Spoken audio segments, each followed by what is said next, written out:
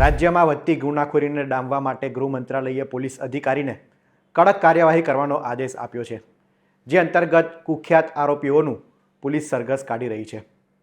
બોટાદમાં સગીરા સાથે દુષ્કર્મ આચરનાર આરોપી ઝડપાયો છે. સમગ્ર ઘટનાની વાત કરીએ તો 4 તારીખે આ મામલે ગઢડા પોલીસ મથકે પોલીસ ફરિયાદ નોંધાઈ હતી, જે મુજબ એક સગીરાને અચાનક દુખાવો ઉપડતા તેને હોસ્પિટલમાં સારવાર માટે ખસેડવામાં આવી હતી. ડૉક્ટરોએ સારવાર કર્યા બાદ કહ્યું છે કે આ દીકરીને 20 થી 22 સપ્તાહનો ગર્ભ રહી ગયો છે.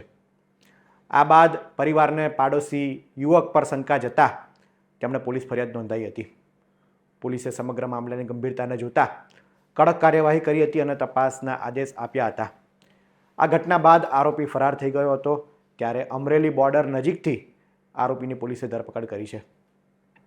આરોપીની ધરપકડ કર્યા બાદ તેની કડક હાથે પૂછપરછ કરવામાં આવી છે અને લોકોમાં આ પ્રકારનો ડર બેસે, આ પ્રકારની પ્રવૃત્તિ ફરી વખત થાય નહીં તે માટે પોલીસે તેનું રિકન્સ્ટ્રક્શન કરવામાં આવ્યું છે.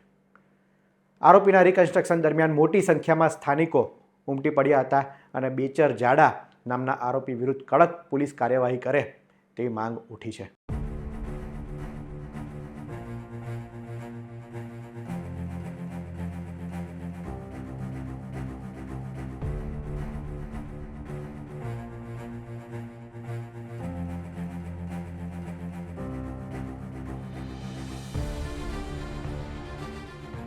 એ ઘટનાની વાત કરીએ તો ગઈ તારીખ 4/3/2026ના રોજ ગઢડા પોલીસ સ્ટેશનમાં એફઆઈઆર દાખલ કરી હતી. જે એફઆઈઆર મુજબ બલાત્કાર તેમજ પોક્સોની કલમ હેઠળ ગુનો નોંધી વધુ તપાસ હાથ ધરતા ભોગ બનનાર સગીર વયના હોય અને એ સગીર વયની દીકરીને પેટમાં દુખાવો ઉપડતા એના પરિવારના સભ્યો હોસ્પિટલ લાવ્યા હતા. હોસ્પિટલમાં ડૉક્ટરશ્રીના તપાસ દરમિયાન જણાઈ આવેલ કે ભોગ બનનાર દીકરીને આશરે 20 થી 22 વીકનો ગર્ભ રહી ગયેલો હોય, જેની તપાસ દરમિયાન ભોગ બનનાર દીકરીએ જણાવેલ કે એમની પાડોશમાં રહેતા બેચરભાઈ જાડા ને દુષ્કર્મ કરેલ છે.